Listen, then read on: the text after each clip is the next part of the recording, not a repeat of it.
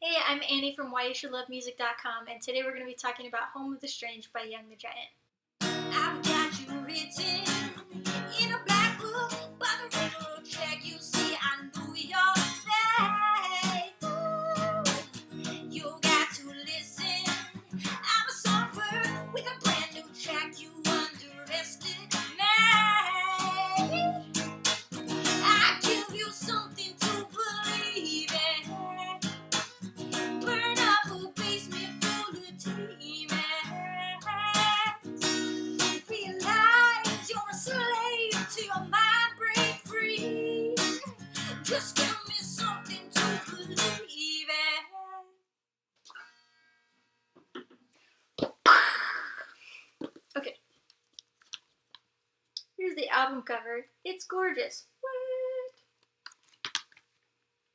Here's the back. It's kind of boring, but whatever. Here's the middle.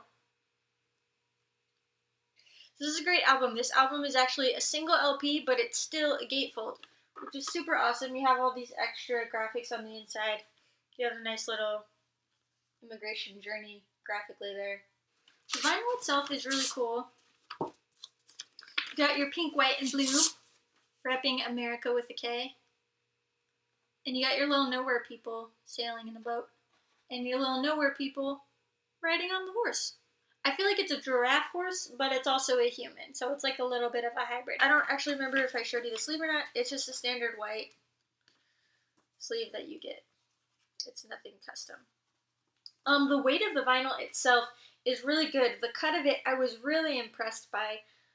It's not an overly heavy cut. It's not like audiophile quality, but it's really sturdy, and it's really extremely well cut. When it came to me, it was perfectly clean, which is quite rare. I was really impressed with it. It's pressed 33 1/3, just your standard. If you don't know what I'm saying, don't worry about it. The lyric sheet has this really awesome graphic on the front you can frame, or not. I don't frame it. I just realized just now while I'm showing this to you, that looks like a Dalek. I didn't sleep last night. On the back you have this lyrics where each of the nowhere people are telling you a little piece of the story with the lyrics. Young the Giant has actually been posting these to social media one at a time, so that's really cool. If you don't have this yet, you can also check that out there, which is super awesome. I really appreciate when bands do lyric sheets. I just got a vinyl recently that didn't have one, and I didn't realize how awesome they were until I didn't have one. I was kind of ticked off at the band. This album art is just, I don't know who designed it, but it's genius. I really like it. It's graphically just really fun and awesome, but it also has the sense of like darkness, and then obviously the literal tale of it, the traveling. Okay, let's talk about this album musically. I love it. It's amazing. So how I discovered this album, the first song that I ever heard from this album was actually Silver Tongue. I'm a little late to the game on this one. I knew Young the Giant like vaguely. I knew My Body, Cough Syrup, Apartment. I love all of those, but I wasn't like super following them because I'm an idiot. I don't know why, but I wasn't. And Silver Tongue came out. That was actually the first single that I heard off of this album. And what caught my attention, this is kind of a funny story. I'm an idiot, so every Thursday night I stay up late trying to listen to new music, and it was late, and I hadn't been sleeping, obviously. And for some reason, when I heard the chord, I misheard the lyrics, and I thought that they said, "I'm addicted to mayonnaise," and I was like, "You're addicted to mayonnaise? Like, that's interesting. Like, what are you trying to say?" Because they were saying, "I'm addicted to pennies," and I was like, you know that coppery taste, like if they have a silver tongue, and I thought it was like this weird metaphor. No, they're not talking about mayonnaise, Annie. You're an idiot. But it got my attention, so that was cool. Whoa, those are some unusual lyrics. Like, let me pay attention to you, you weirdo. And then obviously I quickly realized that I was wrong. It's addicted to madness. But I thought it was funny, so I tweeted about it. And the band tweeted me back. They thought it was funny. They were like, "Yes, we are addicted to mayonnaise." And it was hilarious. The funny thing about that story, that's how I found it. The album, that's actually probably my very least favorite song on the album. But that's really cool because I was already interested in it, and then if that's your least favorite, it only goes up from there. So once I that piqued my attention, and so I went and listened to Something to Believe In was also already out. I listened to that, and like it rocked my world. Like, I'm so obsessed with that song. It's probably like a little scary, the level of like obsession I have for that, but it's amazing. Last night I was at a concert with a friend, and before the band came out, I was just sitting there listening, and the song "Something to Believe In" came on, and we're sitting right next to the speakers, and it was blasting our faces off, and you can't hear yourself think. And like the first note came on, and I started freaking out. I was like, "Oh my gosh!" And my friend was like, is the band coming? And I was like, no, this song, I love this song. And she's like, how can you possibly even tell what's playing? And I'm like, because it's so good that I'm so obsessed with it, that I love it that much, that I already know that I love it, and it's amazing. Anyways, it was really fun. So I listened to that, and I was like, done. I'm pre-ordering it. I don't care. I'm done. I'm done. It's too good. So I pre-ordered it, and I'm so glad that I did. So the first track is America with a K, and I think that everybody knows that this track is referencing the unfinished novel, German novel. I believe it has the same title, America. I've not read that, but I know the storyline well enough to know about it. I kind of won't go into detail because I think that that's very obvious and everybody already knows about it. And if you don't, then you can Google it if you're interested. Because I don't speak German and I haven't read the English translation, so probably not that informed about it anyways. It's basically about this young man. Oh, apparently I'm going to tell you. It's basically about this young man who comes to America as an immigrant, and it's kind of like a series of tragedies about his life. And America with a K is kind of, I don't know why I just sign language to you. Apparently I felt like I needed to, like, I don't know. Anyways, America with a K kind of represents an embodiment of all of the pitfalls of our society and of this nation, and kind of like our dreams. America is all about the land of freedom and opportunity and hope, but America with a K is kind of like the dark side of all of those things. Maybe the more like, I don't want to say like the reality of it, because that feels like super depressing, but it's the corruption of the American dream, I want to say. Let's say it's the corruption of the American dream. So America with a K. That's obvious. Love the novel. That's cool. But what I thought of instantly, because I lived in Germany for a while when I was a kid, and there was this band called Rammstein. I actually probably am saying that wrong because I don't speak German at all, and I'm super ignorant. Awkward. Anyways, there's a song called America, and it's all about it's a satire about the Americanization of the world and of other nations, and it's kind of making fun of how America is our culture. And when I say our culture, it's America with a K, so it's all of the negative stereotypes or all of the pitfalls of our nation, or all of the corruption of the hopes and dreams. The dark side of that is kind of seeping out to other nations.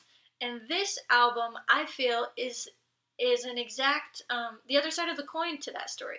So while the song America, not this album, Rammstein, the German song America, is all about America seeping out into the world. This song is about other cultures coming to America and then living here, and how that works, finding their place here, and like, this is who I was, this is where I'm going, and their whole journey. It's the whole tale of kind of the journey after the journey. After you've come to America, then what's your story now? And it's a really interesting tale that I think has not been explored a lot in entertainment, which I think is great. So the song America, I love. How can you not love it? It's amazing. It's genius. It's catchy. It's brilliant. The end. Something to Believe In. That's my favorite. I want to say that that's my favorite song on this album, but there's so many good songs that it kind of kills me, like, a little bit. But I feel like it might still be my favorite song because it's amazing. It's so intense musically, brilliant.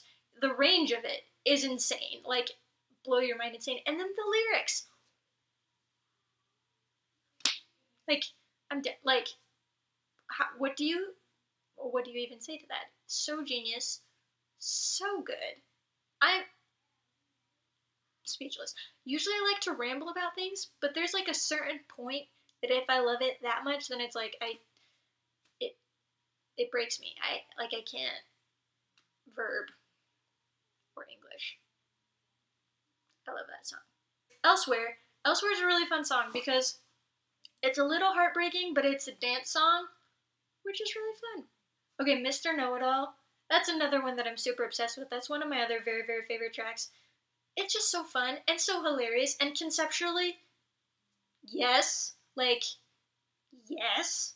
I love it so much. So, first of all, Bowie shout out, what? Second of all, Mozart shout out, what? Third of all, they're in the same song. That was my mind blowing. I have no mind. I feel like it's just like a hilarious commentary on the current social state and how distorted the perception of sociality is today. Like, we think that this is the social age, and then this song is kind of like poking a little bit of fun at that. I don't know what I'm poking, but there was like a divot in it, apparently. So, that happened. Also, the bass line on that is like killer. It's so good. So, I have to tell you, the first time I heard this album, every Thursday night, I stay up late until midnight until new music is released, and then I listen to it.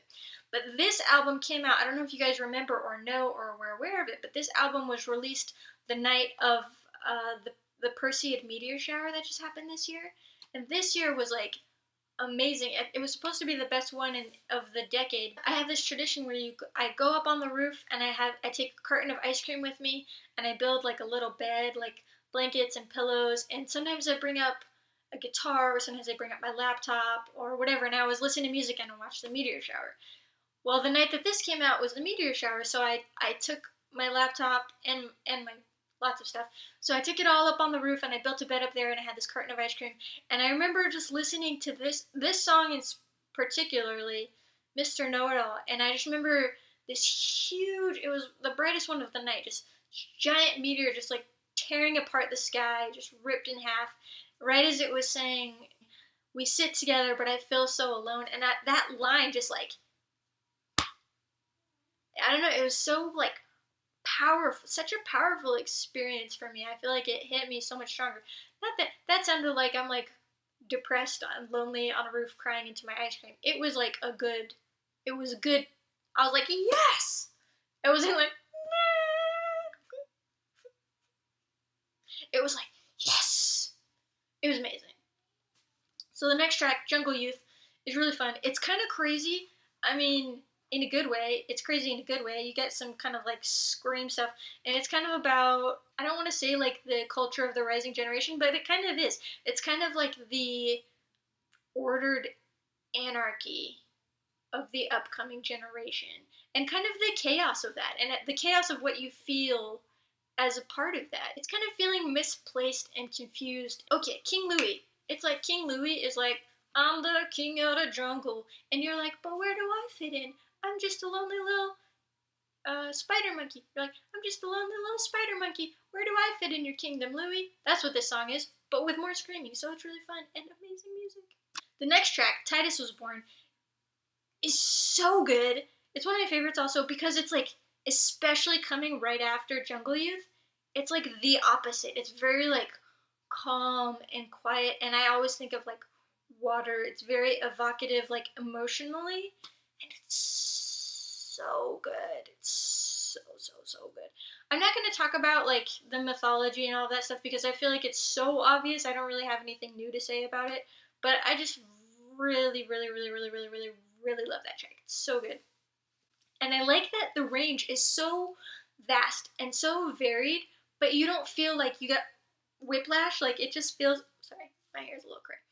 But you don't feel like you got whiplash. It just feels like you're listening to a really great album because it's a really great album. Okay, so the song Repeat.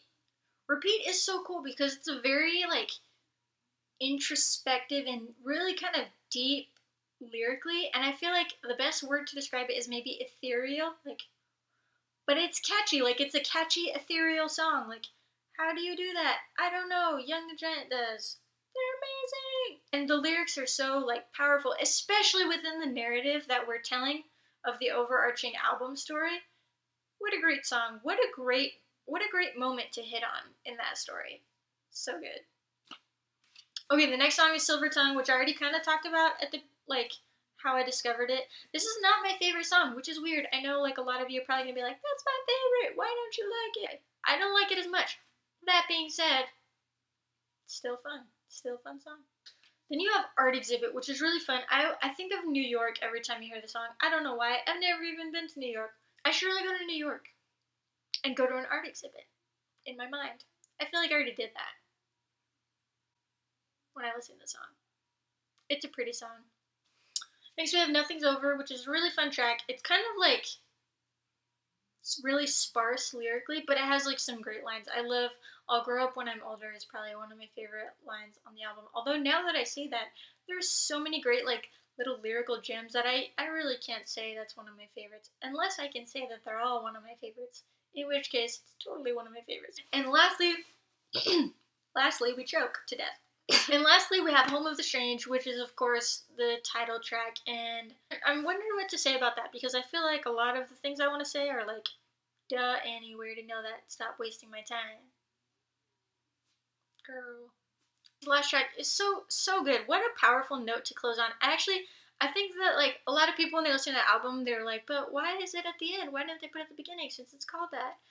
But I love that they ended on it, because I feel like this whole thing is taking you on this journey of like kind of like pondering and discovering and like joy and loss and all of these things that we all go through. But what I love is that they ended it with like their own anthem. And when I say anthem, I don't mean the song is like whoop whoop whoop. I just mean that like it's clearly a parallel to our national anthem, and I love it because the people that came over to this country, to build this country, to fight for what they believed in, and to build the land of their dreams. They left us with this great heritage. They left us with this legacy in this song, which is the national anthem. And this album is taking us today, the people of this generation, coming from all of cultural and like emotional, historical, every kind of background. We're here now, and we've inherited this nation, but what do we do with it? So this song is taking our journey and giving us an anthem for it, which I love. I think that's beautiful. I'm not trying to put this on like the same level patriotically as the national anthem, but I definitely feel like that was the purposeful sentiment, was to feel like, there is an American story for you. I wonder what my British story is like. I bet that would be like fantastic. I feel like British stories, like British television, is like much better. So I want to know like what my British life is like. That would be cool. I should go to England, figure that out. I'm gonna do that.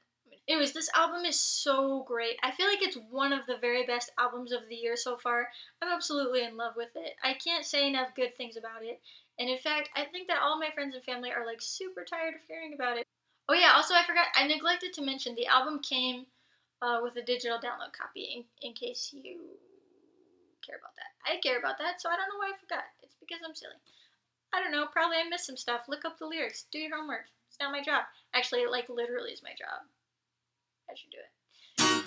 Just give me something to believe in. My guitar's not even tuned. What the heck? Got you written in a back book by the railroad track. You see, I know your face. Ooh, you got to listen. I'm a songbird with a brand new track. You underestimate me. I give you something to believe in. Burn up a basement full of demons. Realize you're a slave to your mind, break free. Just give me something to believe in.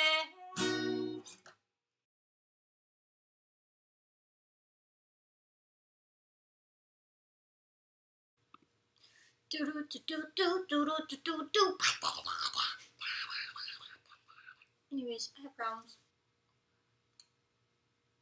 That was weird. Because I'm talking to myself in an empty room, which is kind of crazy. Food for thought. Don't.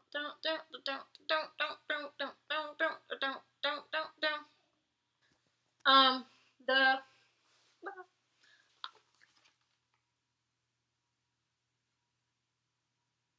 I think that's upside down. I don't actually understand how to hold this. I'm sorry. I just feel like it's like exterminate. It's like, I have thoughts about this. I'm not sure what they are. It's a good song. I don't remember that song at all. I have no idea what it sounds like. I'm gonna go listen to it. That's awkward. Camera, why do you hate me? Don't. I might get a hiccup. I have no idea what I was talking about. Squirrel.